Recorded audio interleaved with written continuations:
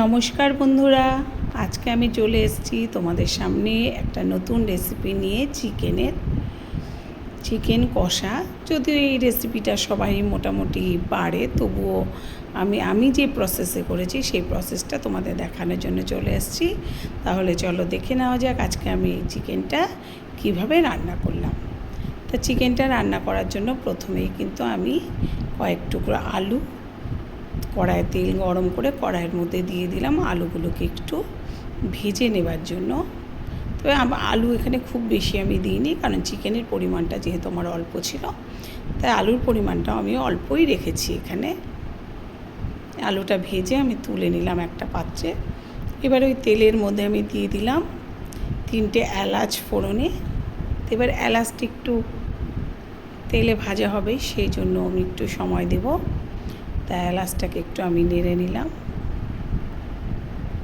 এইবারে এই তেলের মধ্যে আমি দিয়ে দিলাম অল্প করে একটু পেঁয়াজ কুচি। এবার পেঁয়াজ কুচিটাকে সামান্য একটু ভেজে নেব আমি। আর তারপরে তার মধ্যে দিয়ে দিয়েছি টমেটো কুচি, সেটাকেও দিয়ে আমি একইভাবে একটু ভাজা ভাজা করে নিয়ে এবার বাকি যে পেঁয়াজগুলো সেগুলোকে দিয়ে দিলাম। মানে যতটুকু পরিমাণ পেঁয়াজ আমার লাগবে এই মাংস রান্না করতে সেটুকু আমি দিয়ে দিলাম। দিয়ে এর মধ্যে এবার ওই পেঁয়াজটাকে একটু নাড়াচাড়া করে একটু ভাজা ভাজা করে নিলাম। নিয়ে এর মধ্যে এখন আমি একটা মশলা যোগ করে দিলাম। মশলাটার মধ্যে ছিল আদা, রসুন আর ছিল একটু শুকনো লঙ্কা। এখন এই মশলাটাকে কিন্তু আমি খুব ভালো করে কষিয়ে নেব। তবে তার মধ্যে এখন আমি দিয়ে দেবো যেগুলো, তার মধ্যে রয়েছে চিকেনটাকে আমি দিয়ে দিলাম। চিকেনটাকে অবশ্যই আমি ভালো করে ধুয়ে নিয়েছিলাম পরিষ্কার করে। চিকেনটাকে আমি দিয়ে দিলাম। চিকেনটা দিয়ে আবার একটু নাড়াচাড়া করে নিলাম মশলাটার মধ্যে। আর দিয়ে দিলাম স্বাদ মতো লবণ।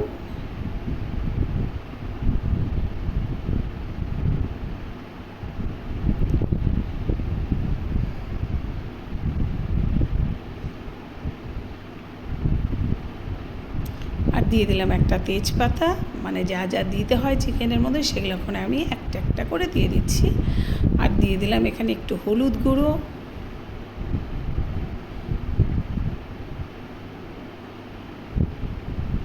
আর দিয়ে দিলাম কিছুটা সর্ষের তেল। কারণ তেলটা আমি যখন ফোড়ন দিলাম তেলের পরিমাণটা কিন্তু আমি অল্পই দিয়েছিলাম, সেই জন্য আবার বাকি যে তেলটুকু লাগবে সেটুকু আমি এই সময় দিয়ে দিলাম। দিয়ে এবার এই মশলার সঙ্গে চিকেনটাকে আমি খুব ভালো করে নাড়াচাড়া করে নিলাম।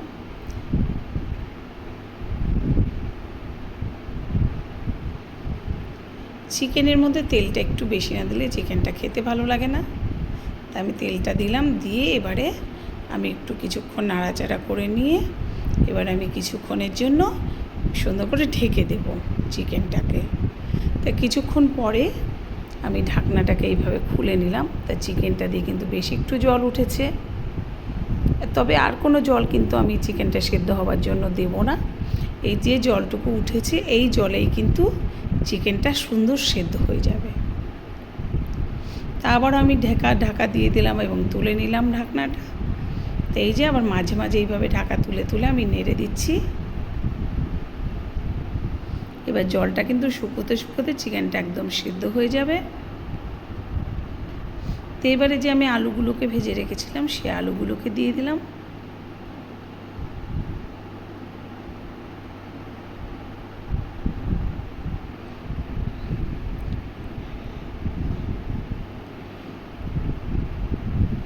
এবার আবারও আমি ঢাকা দিয়ে ঢাকাটা তুলে নিলাম।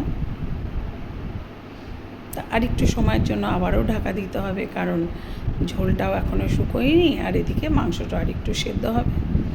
এই যে আবারও আমি ঢাকা দিয়ে আবার আমি তুলে নিলাম। এই যে এবারে কিন্তু মাংসটা এই অবস্থায় চলে এসছে। দেখেই বোঝা যাচ্ছে কিন্তু যে মাংসটা অনেকটাই হয়ে এসছে আর বেশ সুন্দর কষা কষাও হয়ে গেছে। আমি কিন্তু চিকেনটাকে কোনো ঝোল করব না, এরকমই কষা কষা সুন্দর করে নামিয়ে দেবো এখন। তো এই যে আমি একটা পাত্রে ঢেলে ফেললাম চিকেনটা। তো ফ্রেন্ডস, তোমরা বলবে অবশ্যই কিন্তু কমেন্টসে যে আজকে চিকেনটা তোমাদের কীরকম লাগলো। আমার YouTube channel Nandi blog and kitchen থেকে যারা দেখবে তারা কিন্তু চ্যানেলটাকে সাবস্ক্রাইব করে দিতে ভুলো না।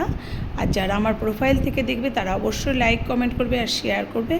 তোমাদের সাথে আমার আবার দেখা হবে নেক্সট ভিডিও নিয়ে। টাটা। তোমার